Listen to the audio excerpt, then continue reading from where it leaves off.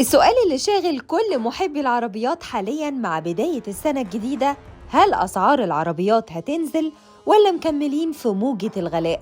كل واحد بيحلم بعربية جديدة، عايز يعرف مصير الأسعار خصوصاً بعد الأرقام اللي شفناها في 2024.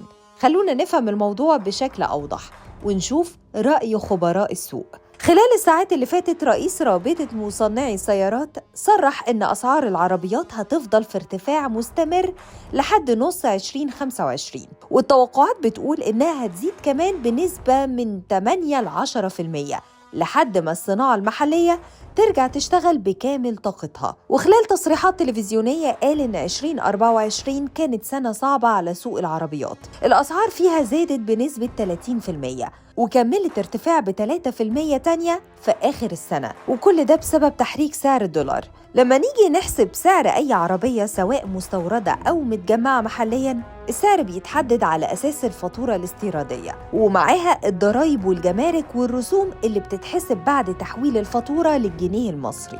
رئيس الرابطة قال إن الحل في معادلة العرض والطلب، لو المعروض زاد والطلب قل الأسعار ممكن تهدى شوية، لكن الأخبار الكويسة إن التصنيع المحلي ممكن يرجع ينشط قريب، لأن في شركات زي نيسان وجنرال موتورز بيخططوا يرجعوا بخطوط إنتاج جديدة، وكمان في مصانع جديدة هتفتح نص 2025.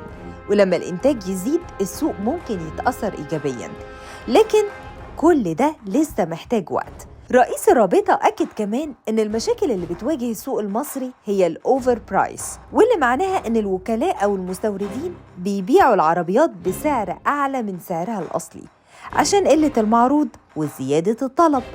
والظاهرة دي ساهمت بشكل كبير في ارتفاع الأسعار، ومع استمرارها الانخفاض في الأسعار مش هيكون سهل. كمان أكد إن أهم الأسباب اللي عقدت الوضع أكتر هو توقف فتح الاعتمادات المستندية لاستيراد العربيات من فبراير 2022، ويمكن ده خلى الاستيراد بأنواعه سواء عن طريق الوكلاء أو الاستيراد الشخصي يقف تماماً. كمان قوانين زي تعديل قانون سيارات المعاقين والضوابط اللي اتحطت زودت التعقيدات في السوق. في النهاية السؤال الحقيقي مش بس هل الأسعار هتنخفض، لكن إمتى؟ الحل واضح، الصناعة المحلية لازم ترجع تشتغل والأزمات الاستيرادية لازم تتحل، لكن لحد ما ده يحصل هتفضل العربيات حلم بيبعد أكتر عن كتير من الناس. فهل هنشوف تغير حقيقي في 2025؟ شاركونا رأي في التعليقات.